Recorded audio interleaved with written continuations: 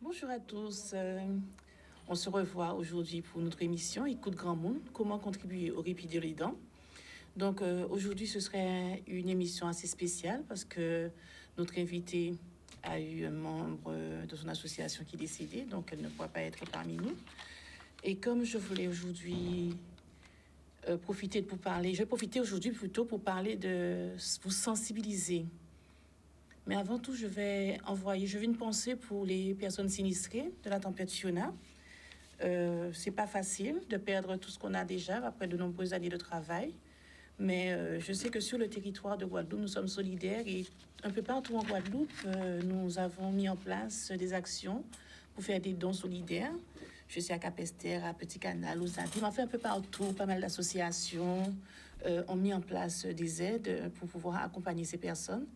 Et je leur envoie un bon force et courage et que cette journée soit agréable malgré tout ce qu'on vit actuellement. Donc aujourd'hui, je vais profiter pour vous parler de quoi, vous sensibiliser sur quoi? Sur le fait que souvent les aidants s'épuisent, mais s'épuisent par un manque d'information et de formation. Comme je dis, je suis venue dans ce métier quand j'ai eu mon père qui est tombé malade. Je n'ai pas eu la chance, je dirais, d'avoir toutes ces connaissances avant qu'il ne parte. Et que maintenant, je sais que si je dois accompagner une autre personne, un autre membre de ma famille, je suis plus aguerrie, j'ai plus de connaissances, j'ai plus d'outils pour pouvoir accompagner cette personne. Et c'est le but de nos émissions, c'est pour ça qu'on a souhaité le faire. Au niveau de médiatiser en fait ces informations, vous avez d'autres émissions qui parlent de santé, qui parlent avec des chiriatres, des orthophonistes. Tous ces corps de métier sont importants autour de votre personne, autour de la personne que vous accompagnez. Mais là où, comme souvent disent les médecins, arrivé à un certain moment, les médicaments ne font pas forcément trop d'effet. Vous savez que pour les gens qui sont malades, qui ont la maladie d'Alzheimer, il n'y a pas de médicaments. Donc, ce qu'il faut faire, c'est maintenir les capacités cognitives, les capacités physiques. Et pour cela, il faut mettre en place un certain nombre d'actions autour de votre aidé, parce que vous êtes des aidants. Il faut mettre un certain nombre d'actions. Donc, ça peut être des séances de kiné, des séances d'orthophonie. Ça peut être vous rapprocher, vous, en tant qu'aidant, des plateformes de répit qui existent, des associations qui existent, du conseil départemental, de votre CCAS, et j'en passe. De toute façon, je veux quand même vous faire un petit focus sur les personnes qui peuvent vous accompagner. Pour les personnes en situation de handicap, vous avez la MDPH, vous avez les SIAD, parce qu'à un moment où on ne peut plus être soit homme, mari, femme, enfant, infirmière, aide ménagère, il faut pouvoir se faire accompagner. Et cela passe par des aides diverses. Mais ça, il faut le faire pendant que la personne est encore debout. Parce que souvent, nous mettons en place des actions. Je vois notamment dans le cadre de la conférence des financeurs où nous avons écrit des projets pour les personnes qui ont, le plus souvent qui sont en situation de précarité, où on sait que être en perte d'autonomie, ça peut coûter très cher. C'est pas ça peut coûter, ça coûte très cher. Quand la personne c'est plus possible qu'elle soit maintenue à domicile. Donc, ça revient à très cher. Donc, les actions que nous, associations Famille Rurale, mettons en place, y compris d'autres associations, il n'y a pas que nous. Il y a des associations des aînés, des clubs des aînés, il y a des EVS, des espaces de vie sociale qui font de l'intergénérationnel. Et je dis toujours, il faut que vous sortiez de votre quotidien, que vous faites sortir cette personne âgée. C'est vrai que c'est pas facile parfois de faire certaines sortir, mais il faut essayer de trouver les mots qu'il faut, l'attention qu'il faut pour pouvoir la stimuler de façon à ce qu'elle puisse se rendre compte à un moment, oui, ce serait bien que je rencontre d'autres personnes, que je ne reste pas à la maison. Qu'est-ce qui se passe quand on reste à la maison sur soi? Surtout pour eux, vous aidants, et pour eux, personnes pathologiques ou bien en début de maladie. Cette personne reste apathique, elle se détériore petit à petit, elle devient agressive, elle a des sauts d'humeur, elle peut avoir toutes sortes de mots, et vous, ça vous agace, ça vous énerve. Vous n'en pouvez plus, vous êtes épuisé, et vous sentez que vous êtes à bout. Mais il ne faut pas attendre que ce stade-là arrive pour pouvoir vous sentir débordé, je dirais. Vous sentez que vous explosez. Il faut que vous dès maintenant, parce que souvent les gens nous appellent suite à l'émission, ou bien même quand on a fait des émissions médiatisées de radio, ou bien des salons, des stands d'exposition. Ça fait 2 ans que vous nous avez appelé, 3 ans que vous nous avez appelé. Le médecin a décelé que maman commence à avoir. Elle commençait à avoir une perte d'autonomie. Mais parfois, vous dites non, ça va aller. Mais non, vous ne jugez pas utile de mettre en place ce qu'il y a lieu de mettre en place pour pouvoir l'accompagner. Et très souvent, quand vous revenez, vous faites appel à soit un orthophoniste, soit à l'ESA, parce que j'ai dit souvent nous orientons les gens vers l'ESA, qui fait des ateliers de mémoire avec ces gens quand c'est encore possible. Donc, ou soit l'ESA oriente vers nous. Et vous prenez des fois tellement de temps pour pouvoir réagir, parce que pour vous, ça va aller, parce que vous voyez parfois qu'il y a un moment de lucidité, un moment, vous dites, mais non, mais c'est pas possible, maman ou papa fait exprès. Non, elle fait pas exprès. Au cours de la maladie, il y a des moments où la mémoire, c'est comme des flashs en fait, c'est comme des flashs, et que vous avez l'impression que ça va. Non, ça n'ira pas. Il faut faire en sorte de mettre des actions en place, que ce soit du maintien de l'autonomie, de la prévention en fait, de la prévention pour cette personne. Et ça, dès que ça a été décelé, il faut le faire, quelle que soit l'association, mettre en place pour vous une auxiliaire de vie qui va vous accompagner, ou bien pour elle, si elle vit chez elle seule ou si elle vit avec vous, mettre en place des aides, dont une demande d'aide pour une auxiliaire de vie qui va l'accompagner, elle, à pérenniser ses tâches quotidiennes dans la maison, que ce soit le ménage, la cuisine, le linge. C'est-à-dire que l'auxiliaire de vie ne fait pas seul, l'auxiliaire de vie fait avec elle. C'est une forme d'activité. Tout ça fait partie de l'animation, de la stimulation de la personne, de la motivation pour qu'elle puisse continuer à rester dans le lien social et familial. Donc, c'est un peu ça que je voulais vous dire. Donc, cette émission qui, comme je vous dis, est financée par la conférence des financeurs, dont les bailleurs financiers sont le conseil départemental, l'ARS, la CGSS et le CNSA, nous mandate, moi ou d'autres associations, nous, familles rurales ou d'autres associations ou CCAS, à mettre en place pour vous des actions, que ce soit portage de repas. Donc, certaines personnes et d'autres CCAS mettent toujours en place ont toujours ce service de portage de repas pour des aînés qui vivent seuls, qui sont isolés.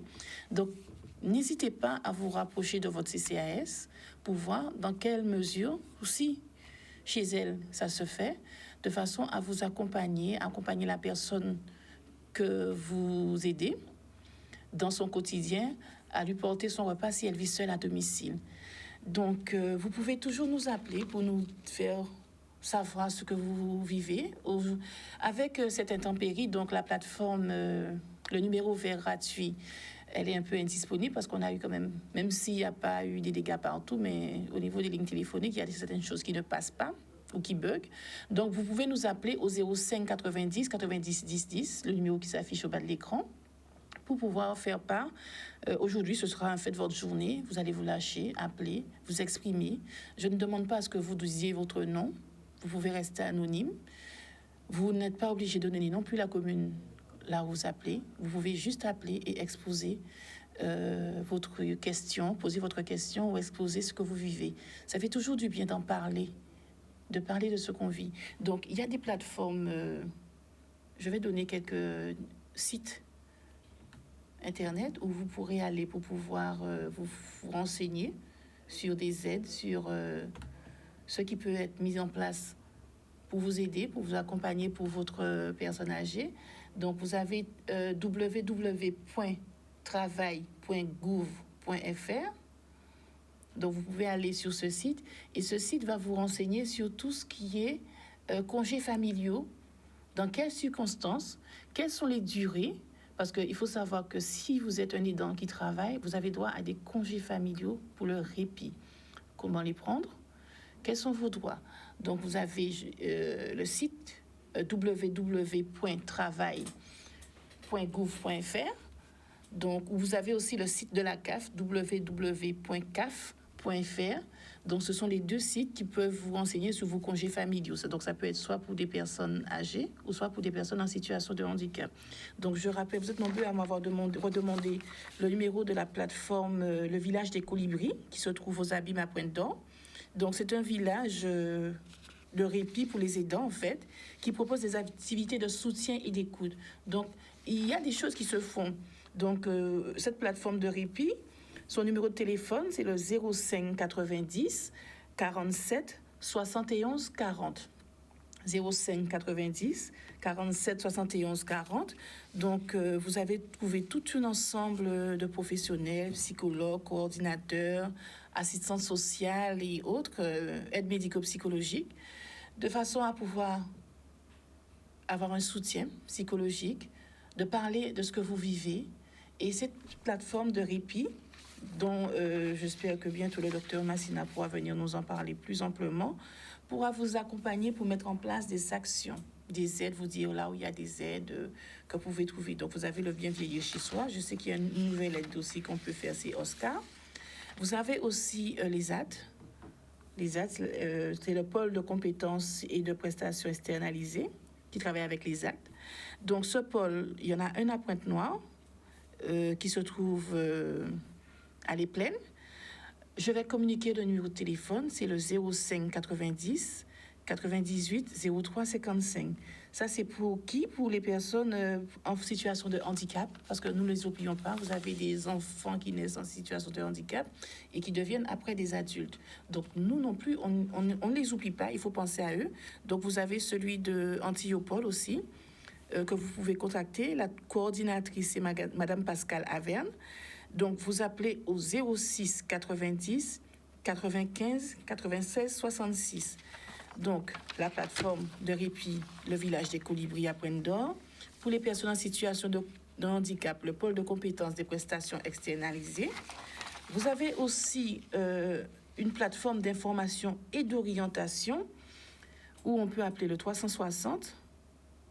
Ou sinon, on peut faire un numéro vert qui est gratuit, le 0800 360 360. 0800, numéro vert gratuit, 360 360. Donc, tout ça, ce sont des dispositifs qui sont mis en place pour différentes personnes. Donc, soit en situation de handicap, soit des personnes âgées. Donc, qui aident aussi les aidants à se former, qui donnent des informations. Vous avez tout ce qui est France Alzheimer aussi pour les personnes dont leur famille souffre de maladie d'Alzheimer. Vous avez, on a reçu la dernière fois le docteur Médion de France, Amalgame Humanis, qui vous accompagne aussi en tant qu'aidant, si vous êtes aidant. Vous avez sur la Blastère la plateforme Assistance 2000, qui accompagne les aidants. Et pour le moment, c'est tout ce que je peux vous parler. Vous avez aussi des plateformes, tout ce qui est le bien vieillir chez soi, donc qui peut vous accorder des aides pour une téléassistance et aide ménagère ou autre. Mais ce serait intéressant que souvent les familles disent j'ai perdu, un tel est perdu, ou une personne tombe et elle peut rester des heures par terre avant que quelqu'un ne la trouve. Et si c'est grave, eh bien, elle perd gravement ses capacités moteurs si elle s'est cassée le col du fémur ou autre chose. Donc, ce serait intéressant que vous soyez sensibilisés à ça, que vous mettiez en place le bracelet d'assistance ou bien le collier. Bon, c'est pas toujours évident. Il faut commencer très tôt parce que quand ils sont déjà atteints, il faut savoir si vous les mettez un objet dont ils ne reconnaissent pas, parce que des fois il y a des personnes qui n'ont plus, quand ils sont malades, qui n'ont plus la reconnaissance visuelle. Donc vous allez les mettre un bracelet dans le bras, mais ils vont pas forcément l'associer à une montre, ils vont l'associer à autre chose, ça peut être des menottes ou peu importe, et là ils vont peut-être le refuser, ou bien un truc dans le cou, mais s'ils ne l'associent pas à quelque chose d'utile, ils peuvent le refuser pensant que c'est quelque chose qui va les desservir. Donc, plutôt que ces choses sont mises en place pour les personnes quand ils commencent à être en perte cognitive, plutôt vous faites de la prévention, parce que nous, c'est ce que nous faisons. Nous prétendons pas guérir. Nous le disons aux familles, quand on met des activités d'animation pour les personnes en place, ce n'est pas pour guérir, c'est pour maintenir ce qui reste, les capacités restantes, ce qui est perdu, mais faire en sorte que la mémoire ne continue pas à fondre. Donc, toujours stimuler la mémoire, toujours stimuler le physique. C'est le rôle du kiné, de l'ergothérapeute va vous aider pour l'amélioration du cadre de vie, c'est-à-dire pour la prévention de la chute. Et vous avez l'orthophoniste qui va faire en sorte que le langage soit toujours maintenu. Parce que qu'est-ce qui se passe quand vous avez une personne qui est malade? C'est soit elle perd en autonomie physique, parce qu'il y a deux pertes d'autonomie. C'est perte d'autonomie physique. Il y a des gens qui n'ont pas l'autonomie physique, mais qui ont l'autonomie mentale. Et quand la personne perd les deux, ce qui n'est pas une bonne chose pour elle, c'est plus difficile et ça coûte encore plus cher. Donc là où je veux en venir, n'attendez pas qu'il soit trop tard, n'attendez pas que la personne soit en situation de dépendance, qu'il y ait des risques de chute, pour pouvoir appeler un professionnel, appeler des associations qui mettent en place des activités d'animation pour ces personnes. Faites-le pendant qu'il en est encore tôt pour maintenir l'autonomie le plus longtemps possible. Nous allons prendre un appel. Oui. Alors, je suis une personne âgée. Bonjour. Je vis seule dans un appartement et mes parents n'habitent pas ici. Vous pouvez parler un peu plus fort, s'il vous plaît? Pardon? Oui, là, je vous entends mieux. Je vous écoute? Je vous ai dit, je suis une personne âgée. Oui. Je suis isolée, mes parents n'habitent pas ici. Et je souffre beaucoup, surtout, j'ai une aide ménagère, mais j'ai besoin quelquefois d'accompagnement pour aller dans les médicales. Oui. Dans les démarches médicales et les démarches administratives. D'accord. J'ai bloqué là ces jours-ci, je ne pouvais pas avoir ni le machin de maladie là. Puisque ma maison de retraite en métropole avait changé de domicile, avait changé de numéro de téléphone et de nom. D'accord. Je suis restée une année, 10 mois avant de trouver le lieu de ce pays par la mutuelle. Je vais l'avoir bientôt puisque j'ai déjà écrit un courrier recommandé à l'ancienne adresse. Alors là, j'ai besoin d'une personne pour faire les démarches pour moi. Bon, d'autant plus, j'avais Canal+. Ça faisait beaucoup de dépôts. Je l'ai suspendu. J'ai pris SFR voulait venir faire tout pour moi. Il avait déjà tout machin. Mais la SIG n'a pas ouvert la porte pour le placard qu'on pouvait mettre le fibre. Alors, je suis restée sans télé, sans téléphone, et je paie la téléassistance depuis combien de mois, puisque comme je n'avais pas la mutuelle et je n'avais pas encore la prestation de paiement ni la feuille des impôts, alors c'est moi qui paie la téléassistance. Mais là, vous avez l'aide pour la téléassistance. Vous avez pu faire les démarches pour avoir l'aide. Non, maintenant, c'est moi qui paie la téléassistance, c'est suspendu. Ma retraite qui a été changée d'adresse, numéro de téléphone et le nom, je suis restée une année, 10 mois avant de trouver le lieu. Alors, c'est à ce moment, maintenant, on m'a envoyé les tout. Et les impôts, c'est le mois dernier qu'on a envoyé. Les feuilles d'impôts, c'était une copie vide, comme me disait. Alors là, j'ai besoin d'une aide quelconque. Mais ce que je veux... n'a pas ouvert la porte, tant pis. Puisque tout ce qui arrive, je peux tomber n'importe quoi. Je paie la téléassistance. Mais la ça ne fonctionne pas. Ça ne fonctionne pas sans la télé et le téléphone. Oui. Pardon? Oui, effectivement, parce que c'est un poste combien supplémentaire pour vous à côté du téléphone. Effectivement. Et entre-temps, ils ne sont pas revenus? Non, rien fait. Alors là, j'ai vu Orange téléphone. Orange m'a dit qu'ils vont me donner des matériels. Je pourrais passer sans le site du bailleur. D'accord. Mais ce que je vais vous proposer, est-ce que vous avez de quoi noter? Ah non, je n'ai pas de quoi noter dans ce moment. Je cherche ma conduite. Parce que moi, je ne peux pas vous demander vos coordonnées téléphoniques. Tu l'as? D'accord. Donc, le technicien va prendre vos coordonnées, il va me les donner. Je vais vous rappeler en dehors de l'émission. D'accord? D'accord. Mais prenez courage et on va voir ce qu'on peut faire pour voir, même si on peut monter pour vous le dossier bien vieillir chez soi, pour vous donner quelqu'un pour vous accompagner lorsque vous avez besoin de faire des démarches administratives et autres. D'accord? On va prendre un deuxième appel. Bonjour. Il n'y a pas? D'accord. Ok, mais merci de votre appel, madame. Prenez courage. C'est vrai que c'est pas toujours évident quand on est seul. Les enfants sont hors du département. Souvent, nous avons des enfants. Il y a quand même des enfants qui nous appellent, même étant hors du département. Et à distance, on les aide à accompagner leur maman pour mettre en place ce qu'il y a lieu de mettre, qui est intéressant, que ce soit avec la commune, parce qu'on travaille aussi avec les CCA, en partenariat avec les CCAS. Et nous, s'il faut vous accompagner, vous habitez la métropole, n'hésitez pas à nous appeler et nous allons vous dire, vous donner les coordonnées des structures, des organismes, prendre les renseignements pour vous, parce que ça, nous le faisons aussi. Si vous avez besoin d'associations de services à la personne pour vous accompagner votre maman, votre soeur ou autre, c'est souvent ce qui se passe, que la vie fait qu'on part faire des études et après, on ne peut pas toujours revenir pour travailler dans le pays. Mais c'est vrai qu'on laisse derrière soi des personnes qui prennent de l'âge et qui ne rajeunissent pas et qui sont parfois très souvent en souffrance. Et justement, c'est ce que je veux vraiment sensibiliser. Il ne faut pas attendre quand c'est trop tard. C'est bien, elle a l'assistance. Là, elle ne peut même pas l'utiliser. Si elle tombe, elle n'a pas d'aide. Ses enfants ne sont pas ici.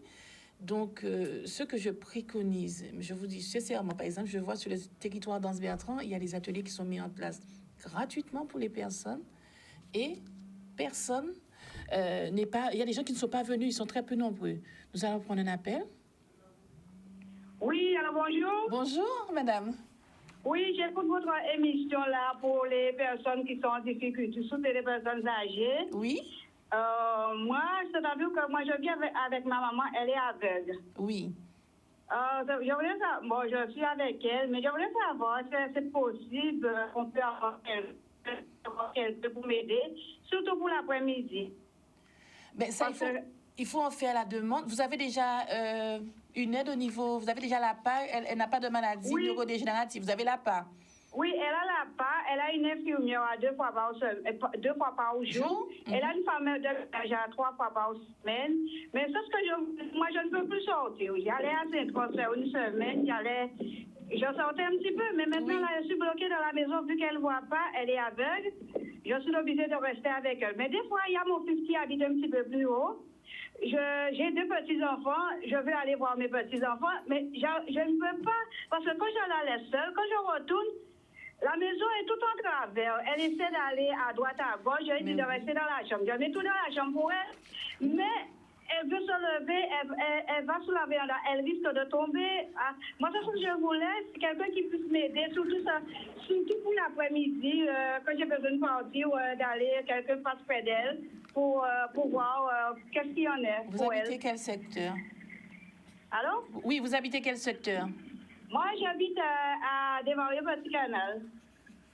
Oui, d'accord. Ce que je voulais vous dire, vous avez la possibilité d'aller sur Internet ou bien vous nous appelez. Je vais avoir votre émission en fin de... votre numéro de téléphone en fin d'émission pour pouvoir vous appeler. Oui. D'accord? D'accord. Donc, c'est possible, vous aurez pu avoir le numéro? Oui, le technicien va prendre le numéro. Donc, je vois que nous arrivons en fin d'émission. Ceux qui veulent me joindre pourront m'appeler au 06 90 95 98 42 pour plus d'informations. 06 90 95 98 42. Et toutes les personnes qui ont appelé tout à l'heure, le technicien a pris les coordonnées téléphoniques et je vais vous joindre en dehors de l'émission. Je vous souhaite de passer un excellent week-end et on se dit à samedi prochain si Dieu veut. Allez, bonne journée à vous. Au revoir. Gros bisous.